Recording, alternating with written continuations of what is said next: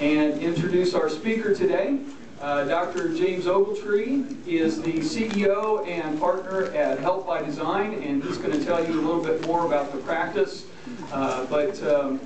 More importantly, and as I said before, he is my wife's boss, but I also know Dr. Ogletree to be a man who really is incorporating and practicing his faith in Christ in his personal life and in his professional life as a physician. And so you're going to really enjoy hearing from him today. So please welcome with me Dr. James Ogletree.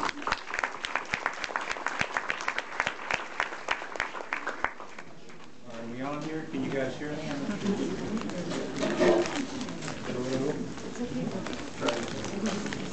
Better. Can everybody hear from the top? Everybody good? Test. All right. All right, well, thanks, God. That explains a little bit why I'm here. Scott brought me because I'm his wife's boss, apparently. So that's good to know. I know why y'all are here, and it has to do with these people over here and what they're doing. So lunch is good. Appreciate you being here for whatever reason. I'm really impressed with the crowd. And thanks to all my ladies and gentlemen that came from our office and served food today. Let's give them a good hand.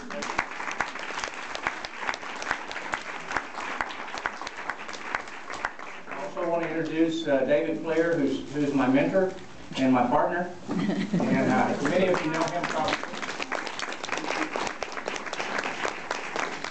And Teresa Vogel is over here, and she helped me do the presentation. If you notice how things are a little bit crooked, and then there's a pickle, and the pickle has absolutely nothing to do with what we're going to talk about, so don't get wrapped up in that. But I'm a little bit unbalanced, and she's a little weird, so we'll leave the pickle and the unbalanced writing here. I've always been told that when you give a talk, you're supposed to tell people what you're going to tell them, and then you tell them, and then you tell them what you told them, right? So this is what I'm going to tell you today. Everybody got that? We're good? Okay. We can pretty much leave now if you understand that. Now, what I'm really going to tell you is if you knew now what I know now, you might do things a little bit differently. You're thinking, oh, geez, my dad just gave me this talk 2 weeks ago. But I think you'll enjoy it. Just a little bit about me, so you know where I've come from. I grew up in West Texas, a little town in West Texas called Monahans, right there. Anybody from West Texas or Monahans or Odessa, Midland, or any of those wonderful, there you go, those wonderful places. I usually bring a translator with me so you can understand me. I had to come from West Texas, but I didn't today, so hopefully we'll get by. My dad ran gas stations, which is great training for medicine. And yeah, I really did. I attended UT Austin and Texas Tech, so we don't have to hear any whoops when I introduce myself. That's a good thing. I was married in 1978, about a month or two before we started medical school. And if I look a little sweaty, it's because this was our main lecture hall when I started here 36 years ago. And this is probably the first time I've been in here since at least 1982. So I got a little bit of a chill and nervous and sweaty when I walked in here. Back then they didn't have a lecture hall in the medical school big enough for us, so this is where we had our classes. So I got married right before medical school, went to medical school from 78 to 82, and then did a family practice residency here in San Antonio right after that. And started off in private practice in a family practice with Dr. Jim Martin, who some of you may know. Did that for about 7 years, and then really started looking for other ways to do medicine. And some of this presentation has a little bit to do with that, and you'll see what I mean here in a minute. Currently, I'm one of the partners at Health by Design, which is a very unique healthcare facility. I'd love it at some point to come back and tell you a little bit more detail about that, but I'll tell you a little bit in a minute. I have 3 kids. From 27 to 20 down here. None of them are in medicine. They're all entertainment types. Screenwriters, digital media folks, actors, all those sorts of things. So they learn a lot from me, I think. So Health by Design is a practice that's been in San Antonio for about 30 years. Dr. Flair for all intents and purposes, started Health by Design, and it was really started as a weight management program. He's a kidney specialist, and he realized that most people went into renal failure in San Antonio because of diabetes, and most people got diabetes because they were overweight. So he really threw himself into trying to solve the obesity problem in our city, and has dedicated himself to that all along. We eventually added executive physical exams. We now do on-site clinics, so we'll put primary care clinics on site at companies, and it's a great way to deliver care. Our mission is we are called to heal people, to bring transformational leadership to the way healthcare is delivered, and for the glory of God. So that's sort of what we're all about. Yeah, we want to give great care. We also think we have a great model of care delivery that we're trying to refine and teach to others, but we do all of that for the glory of God. So this is where you are right now. Okay, now we're going to start explaining the circles. Early in your training, your work and your profession really dominates your life, right? I mean, does anybody disagree with that? About 95% of your time you probably spend working, reading, studying, working in the hospital, whatever you're doing, right? You've got a little bit of time left over for family. How many people in here are married? Yeah, so a fair number, all right? You find sometime you have to reintroduce yourself to your spouse when you get home? Or the dog bites you or something like that? Yeah, so, you know, it's really, since we got married right before medical school, my wife really did a wonderful job of just hanging in there, and we weren't around each other a lot during my first 4 to 6, 7 years. And then your faith, if you come into this with a strong faith, usually you do okay. If you have no faith or weak faith, it's tough because you don't have a lot of time and energy to put into your faith. And so if you came into it, a lot of times you get a few years into it and you're just really not that strong anymore because you really haven't stuck to it. And we'll talk about that a little bit more in a minute as well. And then you get to your early practice. So this is kind of where I was at about 7 years into my practice. Your work still kind of dominates your life. You're trying to build a practice. I know there's all different kinds of, there's physical therapists and other kinds of health professions in here. So not everybody has a practice per se, but you know, you're trying to build your livelihood at this point. And a lot of your energy still goes into that. Hopefully your family's getting a little stronger. You may be having little kids. How many people have kids now? Yeah, okay. It's challenging, huh? Doing all this and having kids. And faith still may take a little bit of a back seat. Now, you guys might not identify with that because you're here. Some of you will. Some of you I know are really, really strong Christians, and even some of other faiths that are living out their faith right now. I know you guys go on mission trips and all sorts of good things. But in general, this is a time that can be kind of weak if you don't really work at it from a faith standpoint. And then you wake up one day and you realize if you have a practice, that you don't run a practice, it runs you. Okay? I kind of woke up and thought, man, I got a half a practice, and I don't like what this looks like. And if it's going to get twice as bad as it is right now, you know, staying up, working 60, 70, 80 hours a week, and all that, so I started thinking, you know, is this the right way to be doing this? You may find that you and your family are kind of on parallel courses.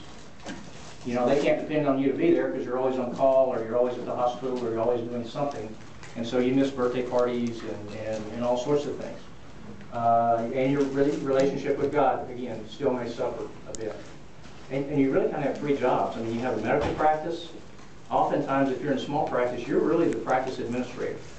And how many people are trained to be practice administrators in here? I don't see anybody. Yeah, that's the problem. So you're faced with doing that, and then on top of that, you really need to be a good spouse and parent. So it's a little bit challenging at this point in your life.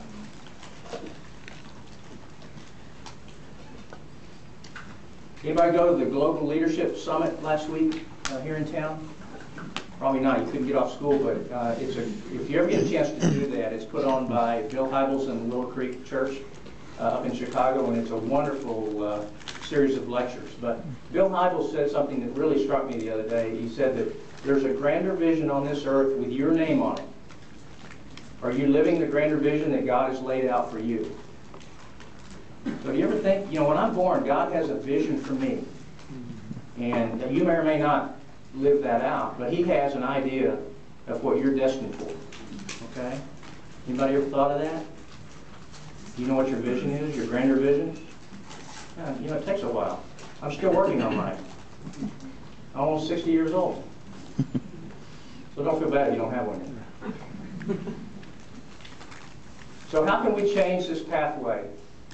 How can we reach that grander vision? That's what we want to talk about today.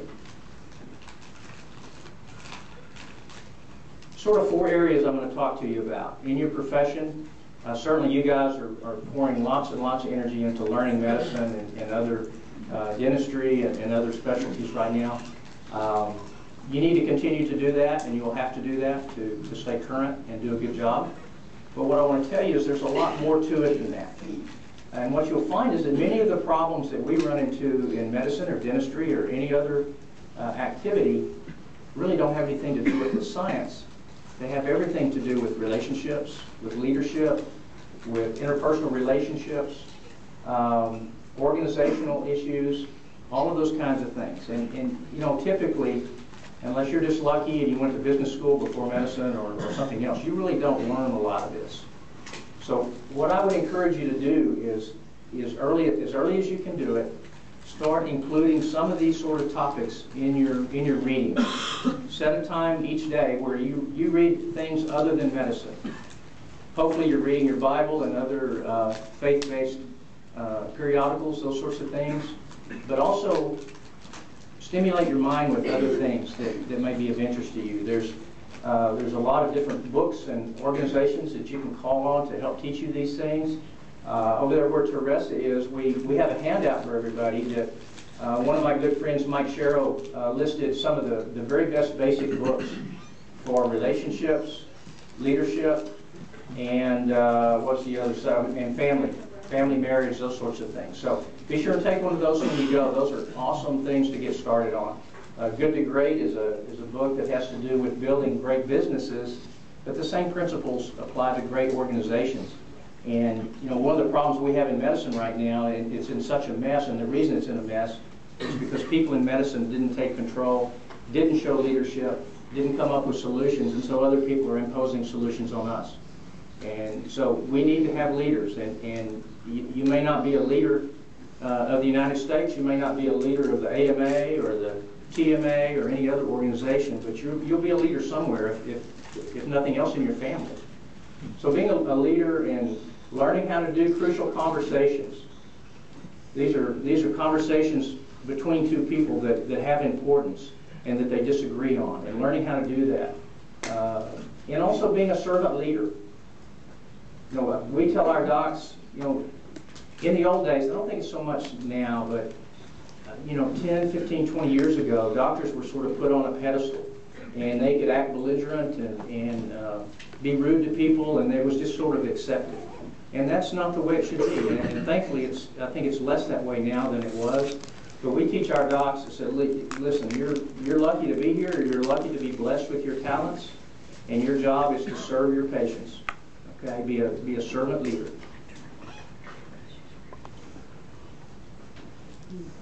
What can you do at home? Okay, all you married people, tell me about marriage and relationships. Piece of cake, right? You're born knowing how to do this. Right? No, you're not really. It's tough. And with all the stresses that you guys have, it's even tougher sometimes.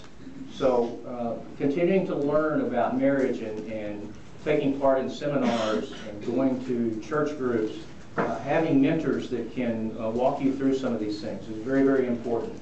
There's great books. Tim Keller's a great author. 5 Love Languages. Has anybody ever read that? That's a great book about how to interact with your loved ones. Not just spouses, really kids, anybody. Right now I'm leading a Sunday school class for young adults that's grace-based parenting, which is a great way to teach young parents how to raise kids in a faith, in a grace-based way. It makes a huge difference. So you want to be a long-time, lifelong learner, and not just in medicine.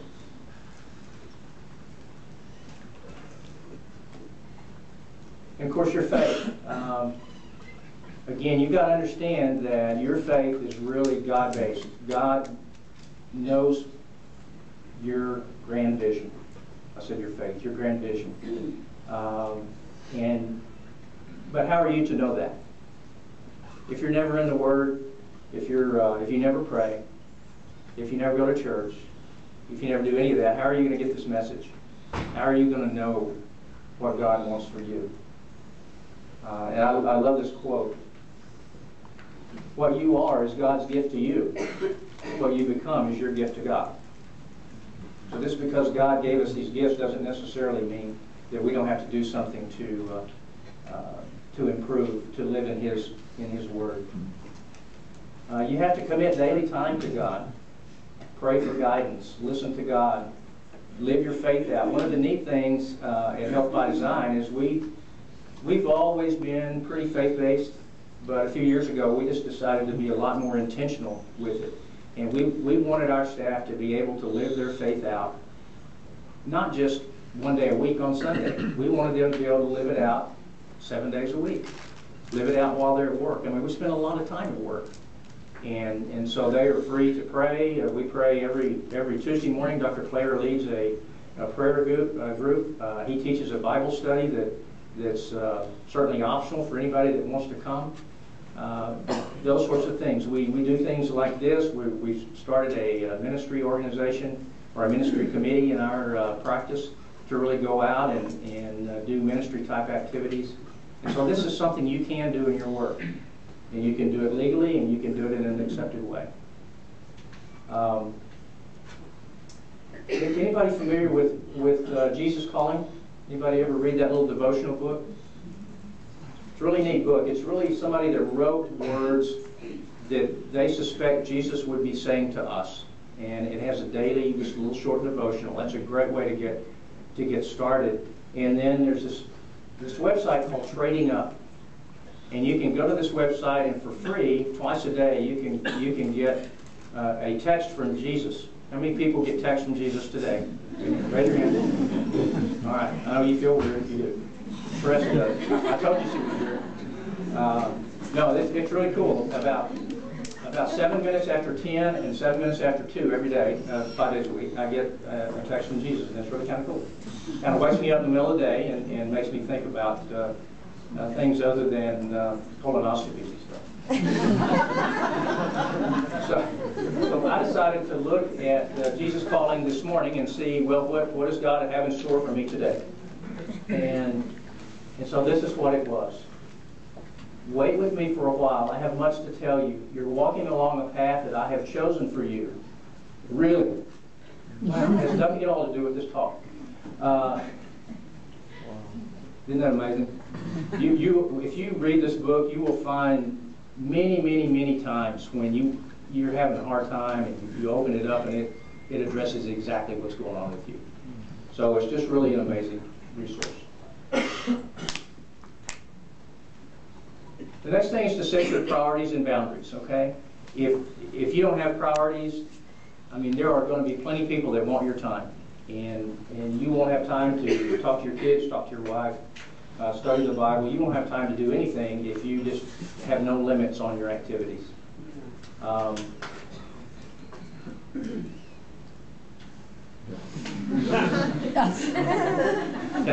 Can I tell them, Dr. P? So I learned a story on Dr. Claire this morning. Apparently, when one of his children was born, his wife went into labor, and he was about to start a tennis game. And so he, the way I hear it, and you can correct me if I'm wrong, but he says, "You're in labor? Well, you can drive, can't you?" Is that close? No. No. Well, you need to correct it because that's the story this morning. All right. I'll be there in a couple hours. Okay, I'll be there in a couple hours. Oh, that's a lot better.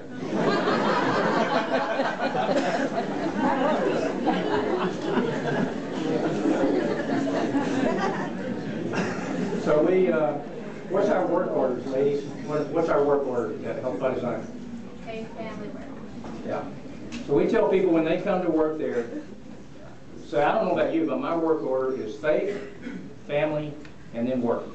And we tell people that If you don't follow that order, you're probably not going to be very comfortable here, because those are our priorities. And so when people have trouble, when their kid's sick, when their granddad dies, or something happens in their family, we cover for them, and we let them go take care of their family business.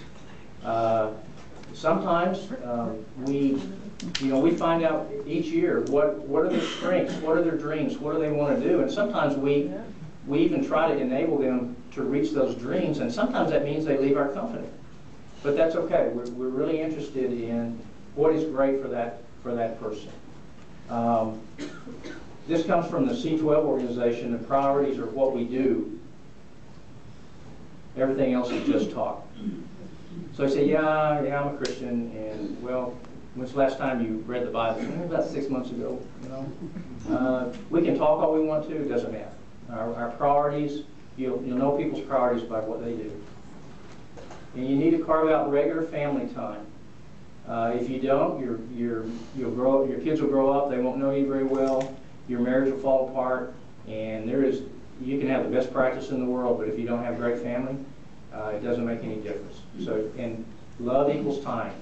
You can tell them you love them all the time, but if you don't spend some time with them, it's not going to be as good. And some priorities are more simple than others. Hunting, gathering.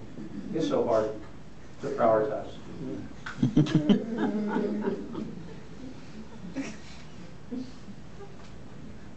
So how do we set our priorities? These verses from John: do not love the world nor the things in the world. What's he saying?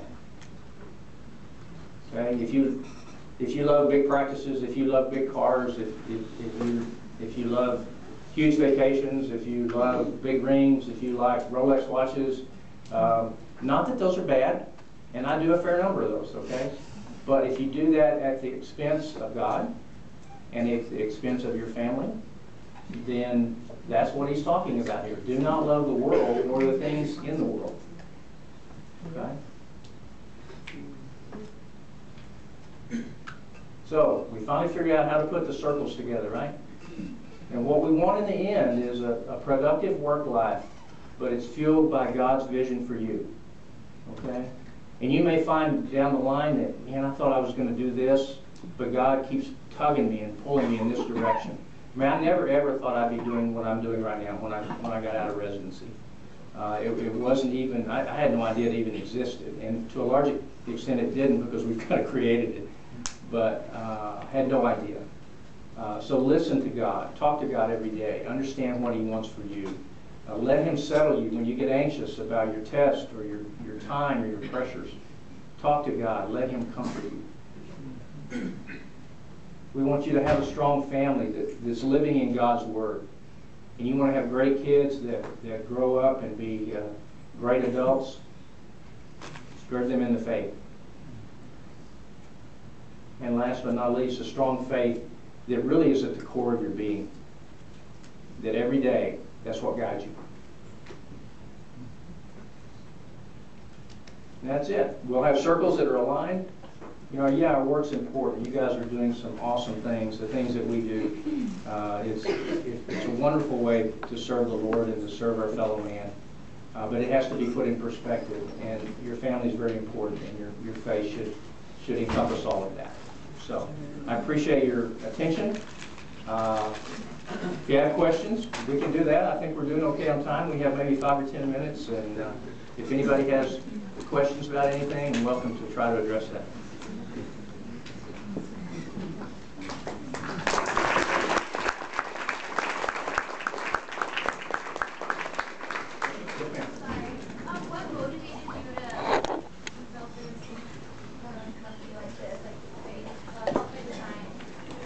What motivated us? That's a great question. So Help by Design is a little bit different. The one way that it's different really is the payment mechanism. We don't have anything to do with insurance. So it gives us a great bit of flexibility in the way that we can take care of people. And it turns out it's really less expensive to take care of people that way than it is when you go through the claims process and all the things that come with that. But I started getting interested in what Dr. Flair was doing when I was a physician in regular practice, because One, as I said, it was starting to really take over my life, and I found that I really couldn't balance my work and my home life and my faith. And I didn't want to live that way the rest of my life. The second thing is that even working that hard, I wasn't sure that was a great way to deliver medicine. And it wasn't as challenging then as it is now. I mean, back when I first started, you didn't have all of the rules and regulations that you have now, but it was starting to come in, and it was obvious that it was going to be getting more and more difficult. And I just found it was difficult to take care of people in a good way, spend adequate time with them, be able to talk to them, get to know them, because the whole system was run by the claim system. And so those were really the motivations. And the fact that we're a faith-based business is really, really important to me, particularly now. It governs the way we behave, and people get along a lot better. They love coming to work. We attract, well, people like Shelley Phillips. Dr. Phillips came to us because she knew what kind of place we were. That doesn't mean we don't work hard. We work pretty hard. But we have priorities, and we know what each other's values are, and that makes a huge difference. So hopefully that answers your question. Thank you. All right. Any other questions? How do you not bill for insurance? How does the funding work? Well, a lot of our customers are corporate, and so a large company may put a clinic on site, and we just bill them for our hours, and so there's no claims generated. And they can do that because they're self-insured, which means that they're going to pay for the care, whether you do it through insurance or through them paying us. So they have the option of doing that. It just takes away a lot of the hassle of medicine. It also takes away some of the incentives that we sometimes have in medicine. Good example, if you have 3 problems and you go in to see your doctor and he has about 3.5 minutes to see you, probably what he's going to do is he's going to see you for your main problem. He's going to tell you you're going to need to come back for the other 2, and which also means that he can charge you again on the 2nd and the 3rd visit. Okay. Now, most of us, don't do that on purpose. It's just that you don't have time to address 3 different problems. But it's terribly inefficient. If this is a working person, they have to get off 3 times and go and waste 2 or 3 or 4 hours each time to go to the doctor. It's in terms of productivity, it's very inefficient. And so we need to learn how to take care of our patients and put them first, and not build a system just to take care of medicine and insurance companies. And so that's what we've tried to do. And it's kind of limited right now because about the only place we can do this is for large companies. But there's no reason you couldn't do this in a government entity, or we're just doing care just like any other family physician would do in their office. We have electronic medical records, we have board certified primary care physicians, we have the whole bit. The care is not a lot different. It's just that the motivations are different. Our docs make decent pay. They make as good as they would make out in the real world. But they're a lot more comfortable. They spend a minimum 15 minutes with a patient, even if it's just a cold or something like that. If they need to take an hour with the patient, they can. And you do all of that, and it turns out that the costs are actually less than they would be if you did it the old way. So it's a neat model. We love it. If y'all ever want to talk to me more about it, I would welcome that. Yes, sir. My question is more about the middle circle of family. So as a physician, how did you ensure that you gave your family ample time outside of your work schedule? Yeah, the first thing was at year 7 when I changed what I was doing, because I couldn't have done it. It's not like you can say, sorry patient, I know you're bleeding, but little Jimmy's got a baseball game this afternoon, you're just going to have to die. You can't do that. I mean, medicine calls, you have responsibility. You need to be there. We need to be able to build organizations in groups that can cover for each other and make sure that we can all take adequate time for our family. So and frankly, some of us as docs get too busy and accept too many patients. And one of the things I talked about in terms of, you may need to curtail your patient appointments a little bit at some point. That's what I was talking about, the John verse, right? Yeah, it'd be neat to make another $100,000 a year, but at what cost? And so you have to have boundaries, and you won't always be able to do it perfect. You know, there'll be times if you're in regular practice, you're on call, and you just have to be on call. You know, that's just part of the deal, and you're gonna do that. But it's just making little decisions along the way, and trying to build your practice so that you can do that. I can get anybody that wants Dr. Ogletree's contact information or Health by Design, I can get that for you. Just shoot me an email. All right, thank you. Don't forget to get your